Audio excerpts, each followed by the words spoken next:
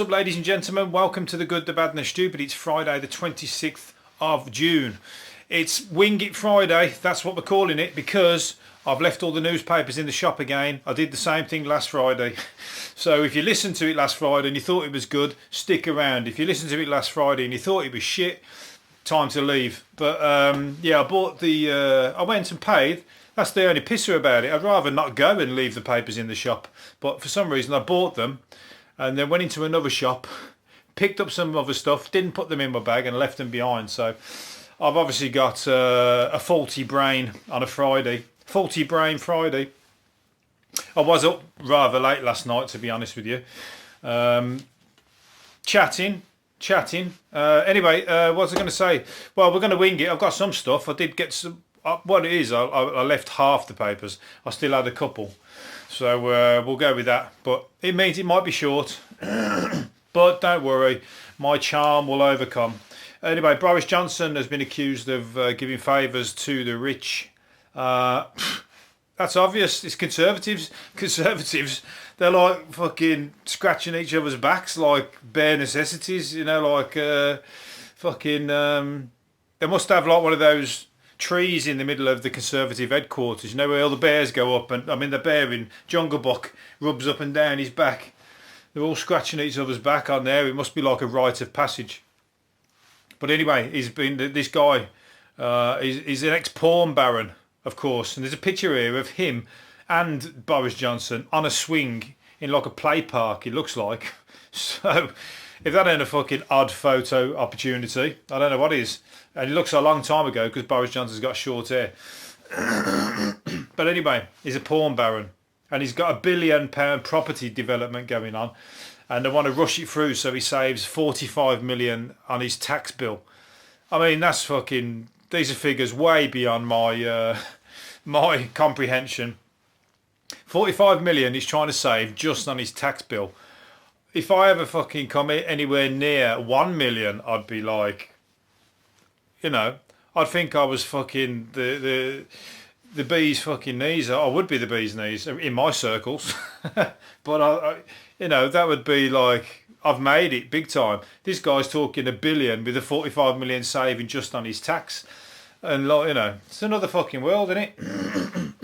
Here's us scurrying around at the bottom. Well, here's me. I don't know about you. You might be up there with him. Here's me scurrying around at the bottom for the dregs of what's left, but not for very long. Don't you mark my words. You mark my words. If I can speak properly, this podcast's going to make me at least 1 million. It's got to. I've seen some people make millions off podcasts. I don't know how the fuck they do that. I don't know. I tell you what, it's hard enough just to get people to find you. You need to be good at marketing and advertising, and obviously you need to be good at doing podcasts as well. But the Brummie accent, it's taking on. All you from another country, I've got a Birmingham accent. Birmingham, England. It's the second city, but it's got the best, sexiest accent, and it's got the it's under massive development at the moment, so there's loads going on. So come visit, come see us. Just avoid the rough parts because you might get mugged. I was going to say, a guy has been. There's another amazing sporting event called cherry pit spitting. It's in Italy, and basically you suck the pip out of a cherry and you spit it as far as you can. And the world champion, he spat it for 22.8 metres. Now I think I could beat that. So I reckon if I was to enter that, I would actually become a world champion. So, you know, I mean, millionaires aside, to be a world champion at something is like, you know, something really to be hold pride and place up on the mantelpiece, a photo of you spitting cherry pips. I mean, your family's got to be proud, but I don't know. It's a custom. It's a custom event that's been held for hundreds of years, or a long time in Italy anyway. And they said that they had complied with COVID-19 hygiene rules by not spitting in each other's face or in each other's direction. And they're all there, like with like, you know, like a fucking sports top on and everything, and like, you know, not all of them, but there's a couple there. Some of them have just got normal attire, but It's that's something to. I wonder if they train for it as well. They've got to train for it, haven't they? All you need is some cherries and a back garden that's bigger than 22.8 meters. I wonder if you can get disqualified. You know, when the guy who does the when they do the what's it called, hop, skip, and a jump, hop, skip, and a jump, hop, skip, and jump, and they run, and then they got to put their foot on that board before, and they've got to like fucking hop, skip, and jump. But if you miss that board or go over the line, you get disqualified. I wonder if that is the same with cherry pits bitting. You have to like take a bit of a run up to the jockey to give it your all, like the way you would release the javelin, and then flob it, and then hopefully come home with the trophy and be the pride of your family. But then if you not do that, if you want to practice for next year or start your own, you've got to have a little area called the Sputterdrome. That's the area where you spit from, the Sputterdrome. So check it out online. Set up your own little tournament. You get everybody joining, all the locals, everybody come down. Once a year, cherry pit competition. Anyway, let's fucking get off that. Another guy who's, this is another, a father of 30. A father of 30. I mean, fucking, that's some high numbers. Here's me talking about fucking numbers on the monetary scale. 30 children. You can't surely remember all the names. And you can't surely keep up with who's fucking doing what and who's meant to be sleeping where, who was, which age everybody is. How can you keep in track of all that? 30 children. He's in Tanzania, but he's just become a millionaire overnight, so his life's just got a lot easier. At first, it was sounding really, really hard. 30 children, trying to manage that. That must be like, that ain't a full-time job. You'd need to like employ a couple of other dads to come and be your dad number two, like your deputy dad number one, deputy dad two. And everybody's telling them, right, you brush your teeth, you go to bed, you change your clothes, you comb your hair, it's your turn to cook, have you done your schoolwork, back from the nursery, have you banged your knee, what have you done, get a plaster on that, make sure you clean it first. It's going to be all that, and it's going to be, you get off the fucking DVD player and going at your mum in the kitchen. It would just be chaos. Anyway, he's just unearthed two, book-sized stones weighing 5 kilograms each, and they're like gemstones, and they're worth $3.4 million. So fucking happy days. That guy is going to go, right, I'm fucking rich, I'm retiring, you 30 can still carry on growing up and doing as you're told, and I'll make a little trust fund for you all. But apart from that, you're now going to be at the mercy of 3 deputy dads, because I've had enough, and I'm off fucking on a round the world trip with me little gemstone profit, or my gemstone fortune, should I say. You never know, I might come back with another 5 children. Anyway, so yeah, good news. I mean, that's amazing. It was a miner anyway. It was a small scale miner, so I'd love to do that. I mean, like I said that before, it's hard work, but wouldn't it be good to fucking be digging for gold and every last little... I mean, you'll be digging there for fucking weeks, but your desire or your enthusiasm wouldn't waver, because you know that the next fucking time you hit that pickaxe could be the one where you unearth something, and that fucking one nugget could set you up for life. So you wouldn't give up. You'd still be working with a smile on your face, even if it took fucking years. And you got to have faith. And I mean, I guess if you fucking done it for years and you didn't find a thing, but I think they usually find something that gives them some money that pays them wages, but they're waiting for the big one, aren't they? So they just keep going. Apart from some of those gold mines in America, they used to set up the town that used to be like, same within Australia, and they set up the town so it had like casinos, it had like strip bars, prostitutes, bars, and then any money you'd make, you'd just spend it all in them. And it was the same guy who owned the minefield, so they'd be paying, but that's if you're doing it by yourself, but a lot of times they'd be paying the miners, and the miners would be spending their wages in those establishments and coming home with nothing after going there for 6 months, thinking they're going to save up all the money, come back, buy themselves a little something, a house or whatever else, and they come back with fuck all. But it's better if you're out on your own mining and then you're looking for that big nugget.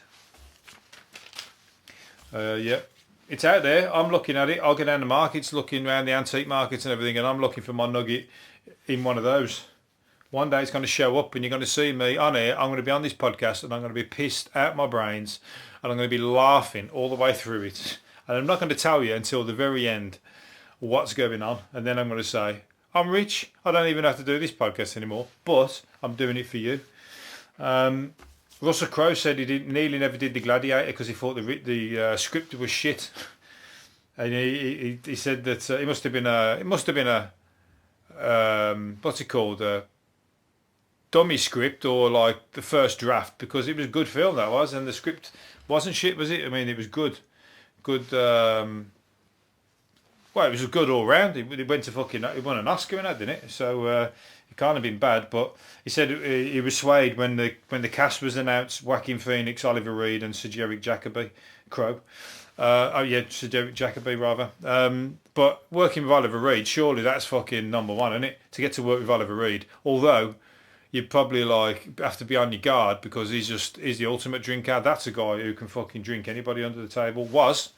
It was unfortunately the ultimate drinker, and but alcoholic at the same time. So half the time he was an arsehole to people, but everybody loved him because he was good and bad, wasn't he? Good cop, bad cop in the same person. But he would fucking drink everybody under the table. He went on the word, then he used to go out and just fucking get his dick out and stuff like that in the middle of who don't? That's common in the. That's like a common thing for many fucking drunks, and it just when they're down the pub and that, oh no, time to get my dick out. Put my pint down a minute. But now in the age of the smartphone, that don't go down too well because that one goes around social media. So anyway, he great to work with all those actors anyway. So anyway, good job he did do it. Otherwise, we would have been denied a great film. What's it called? Men are pants when it comes to buying pants, undies or whatever. Is that you? Am I talking to you? Apparently, you only get new ones every 5 years. That means they're all you've wore them out. They're obviously threadbare by then. They must be fucking the elastics bust and everything. You might be even tying them up with rope. So if you're getting them. Either that or you've got to have somebody who's buying them for you. That must be single men, because usually their wives aren't going to put up with that. They're going to be buying them some funky underwear so that they don't have to put up with looking at yours that's not on. It ain't down the fucking gold mines now with the fucking, what's it called, the cowboy long johns on and all that. You got to have the sexies if you're going to keep fucking your relationship going or keep your lady friend happy. You can't turn up with fucking threadbare, worn out, back and front underwear, stained or dull. You know when they've gone from white to a weird grey. How do I know? But anyway, it's out there. You know who you are. Anyway, so up your game, whatever you do. Shops are open. Think about it. Get down there tomorrow. Especially if you've got a date this weekend. Don't wear those tired old looking, what's it called? Sorry excuse for a pair of fucking underwear. Go out and get something funky tomorrow. Believe me, it's going to make your day. Right, where are we going? Nearly there. Two super Earths have been discovered orbiting a nearby star. I'll tell you what, red dwarf star G7887 and red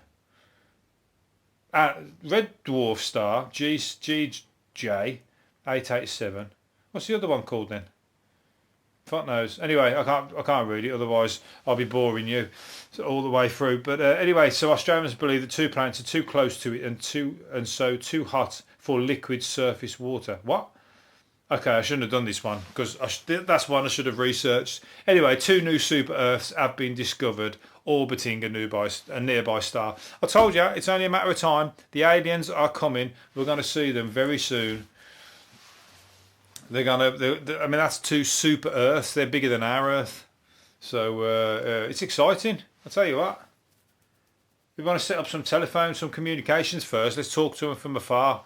Let's see if they've got some way of sending pictures of them so we're not scared of their faces when they come. And so we're prepared.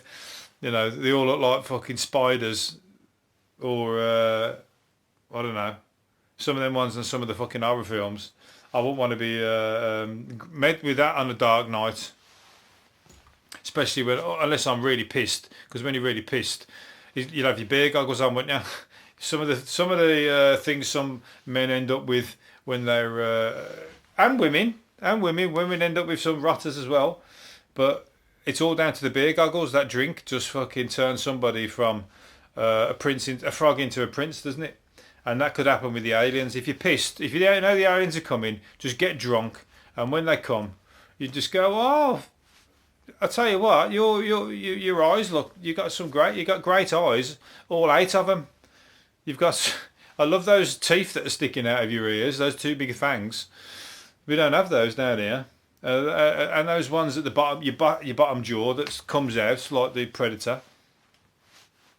Yeah, you're not going to eat me, are you? I don't mean sexually either. Well, it could be. I'd rather it be sexually than fucking you eat me for real. But I'd rather not sexually either, because you look a little bit more than I've drank. I haven't drank enough to make you attractive. What am I going on about? I've got to get off that. Let's move on to the last one of the night, or last one of the week, should I say. A talent agency wants funky and unusual people to be extras in the new Lord of the Rings TV series. So those alien people that I've just spoke about, if you are down here already and you want to earn a little bit of money while you're down here, because you need a bit of a working holiday, then you can get a job on the Lord of the Rings TV series, because they're looking for people with an overbite, face burns, long skinny limbs, deep cheekbones lines on your face, acne scars, ears that stick out, bulbous or interesting noses, small eyes, big eyes, any deformities, skinny faces and missing limbs. Fucking hell. So they're asking for a fucking freak show, aren't they? They're like, oh great, that's me, I've got acne scars. Oh, I'm missing a couple of limbs, I'll get in touch. And then me, I'll be alright because I've got an interesting nose. that's my entry. If you got skinny limbs, so you have to be a fucking alien to apply for it. So you need to put that advert up in some small town, hick town in America, or in England. We've got hillbillies here too. I don't know what we call them, but we've got some fucking strange people, believe me. And or in Australia, some of those big vast countries where there's people living in the middle of it that haven't quite evolved as quick as everybody else. Those people are the people who are going to get to go onto this. So basically, what you're going to have all those, and you're going to go apply for it and go, oh, I might be one of the main characters and that. No, you're going to be one of the fucking freaks in it, like one of the golems or the orcs or the other fucking horrible looking people that are in it. So don't get to think you're going to play the beautiful elf if you apply. Unfortunately, they're looking for cannon fodder.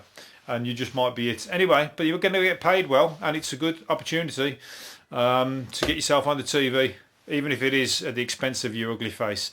Right, I'm going to leave it there. Hopefully I haven't offended you. I'm sure I haven't. I've told you I'm going to get on there with my nose. So hopefully you've enjoyed it, and I'll see you again next week. See you later for now. Bye.